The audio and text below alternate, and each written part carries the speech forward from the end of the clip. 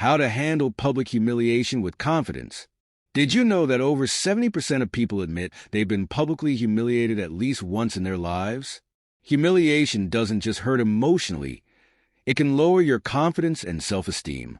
In fact, studies show that it's one of the leading reasons people develop social anxiety. When faced with humiliation, most of us either freeze up or react impulsively, only to regret it later.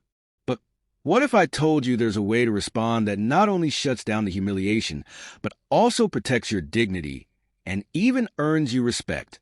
We've all experienced humiliation in some form, whether it's a sarcastic remark about our work, a friend making a joke at our expense, or even strangers trolling us online. These moments can shake us to our core, yet no one teaches us how to handle them. We're either told to shrug it off or to stand up for ourselves, but what do these really mean? Shrugging it off can feel like accepting defeat, and standing up for yourself can sometimes escalate the situation. So, how do you handle humiliation in a way that's calm, collected, and incredibly effective? That's exactly what we're going to explore today. In this video, we'll dive into powerful psychological techniques inspired by the timeless wisdom of Stoic philosophy. These strategies won't just help you navigate humiliating situations with grace. They'll also help you earn respect from those around you. By the end of this video, you'll feel confident enough to handle any situation life throws your way. But before we begin, make sure to subscribe and tap the notification bell so you never miss more insightful content like this. Let's get started. The psychology of humiliation. Why do people humiliate others?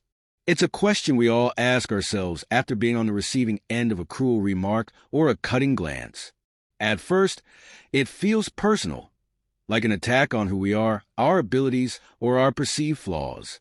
But here's the truth. More often than not, humiliation has little to do with you and everything to do with the person inflicting it. At its core, humiliation is a power play. It's a tactic some people use to assert dominance in social settings or boost their own sense of superiority. Think about it. The coworker who calls you out in a meeting, the family member who cracks a joke at your expense, the stranger online who hurls an unprovoked insult. Their actions stem from a need to make themselves feel bigger, often because they are grappling with their own fears and insecurities. Truly confident and secure people rarely humiliate others. Instead, they uplift those around them. Stoic philosopher Marcus Aurelius once said, "You have power over your mind, not outside events. Realize this, and you will find strength. This is a game changer." You can't always control what others say or do, but you can control how you respond. The truth is, humiliation only has power if you give it power. The next time someone tries to belittle you, pause and remember, their behavior is a reflection of them, not you. Your response, however, reflects your strength and character. Now, let's dive into 3 powerful techniques that will help you take back control in moments of humiliation. 1. The calm gaze technique. Imagine you're at a family gathering when someone makes a sharp remark aimed at you. It's subtle but meant to sting. Everyone turns to see your reaction. You have a choice. You can fire back with a witty comeback. You can shrink away in silence. Or you can hold their gaze, calm and unfazed. This is the calm gaze technique, and it's far more powerful than it seems. Most people who attempt to humiliate others do so to provoke a reaction, anger, embarrassment, or self-doubt. When you stay composed and hold steady eye contact, you send a message that their words have no effect on you. Here's why it works. Body language speaks louder than words. By maintaining a calm, unwavering gaze, you signal, "I am in control of myself. I am not intimidated. Your words do not define me." This technique mirrors the Stoic concept of apatheia, a state of being unaffected by external chaos. As Marcus Aurelius reminds us, the happiness of your life depends upon the quality of your thoughts. By refusing to let someone's words shake you, you reclaim your inner peace and shift the power dynamic. Next time someone tries to put you down, don't react emotionally. Simply look at them, composed and unbothered. Let their words hang in the air. More often than not, they'll feel the weight of the silence and back down. 2. The repeat the joke method.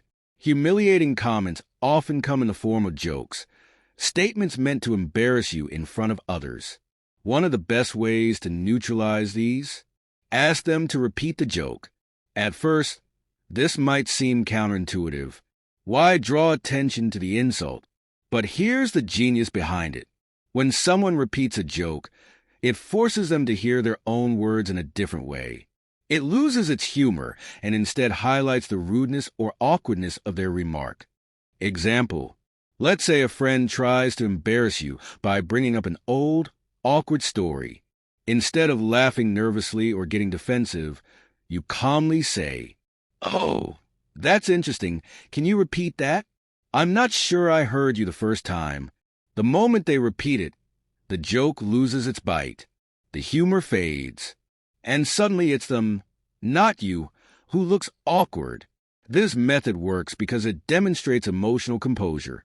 Stoicism teaches us that we control our reactions, not the person trying to provoke us. As Marcus Aurelius wisely said, what stands in the way becomes the way. By calmly asking someone to repeat their insult, you turn their attempt at humiliation into an opportunity to showcase your strength. Final thoughts. Take back your power. Humiliation is an experience we all face at some point, but it doesn't have to define us. By mastering emotional control, using techniques like the calm gaze and repeat the joke, you can shift the power dynamic in any situation. You don't have to lash out or shrink away. Instead, you can command respect by staying composed and unshaken. So, the next time someone tries to put you down, remember, their words only have power if you let them. Your response defines your strength. If you found this helpful, don't forget to subscribe and tap the notification bell for more life-changing insights. Thanks for watching, and I'll see you in the next video.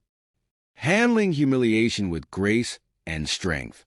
Humiliation can be tough, but the key to handling it isn't to escalate the situation. It's to diffuse it calmly. The way you respond can completely shift the power dynamic, allowing you to maintain control and dignity. Today, I'll share 3 powerful techniques rooted in composure, confidence, and the philosophy of Stoicism. 1. The repeat the joke technique. When someone makes a joke at your expense, your instinct might be to react defensively, but a more effective response is to ask them to repeat it, calmly and neutrally. How it works. Keep your tone neutral, body language relaxed, and facial expression composed. Simply say, "Could you repeat that?" This forces them to hear their own words again, often making them reconsider what they said. By staying calm, you make them confront their own behavior. In many cases, they'll either hesitate, realizing the joke wasn't as funny as they thought, or they'll awkwardly backtrack. The key here is patience. This technique requires practice but becomes natural over time. 2. Redirect with a neutral question. Sometimes, the best response isn't to engage at all. It's to shift the conversation entirely. This is what I call the redirection with a neutral question technique. How it works. When someone tries to humiliate you, respond with an unrelated but engaging question. Example: if someone makes a remark about your appearance or career at a dinner party, you can say, "By the way, have you tried that new Italian restaurant downtown? I've heard great things about it." This forces them into an awkward position.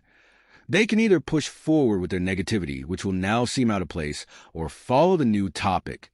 Either way, you regain control of the conversation without confrontation. I've used this personally. Once at a gathering, a friend made repeated snide remarks about a past decision of mine. Instead of reacting, I smiled and asked, "Has anyone checked out that new hiking trail up north?" Instantly, the conversation shifted and the negativity dissolved. This technique aligns with Stoic philosophy, choosing where to direct your energy rather than engaging in unnecessary conflict. 3. Walking away with confidence. There are moments when the most powerful thing you can do is simply walk away. How it works. Recognize when a situation is toxic or when someone is deliberately trying to undermine you. Instead of explaining yourself or arguing, just leave. Walking away signals self-respect.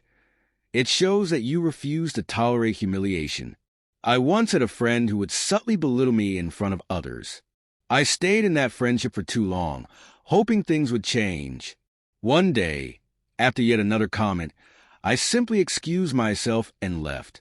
I didn't argue, didn't explain. I just walked away. And in that moment, I reclaimed my peace. Marcus Aurelius once said, "You have power over your mind, not outside events." Realize this, and you will find strength. Walking away isn't about weakness. It's about protecting your peace and valuing yourself enough to step away from negativity.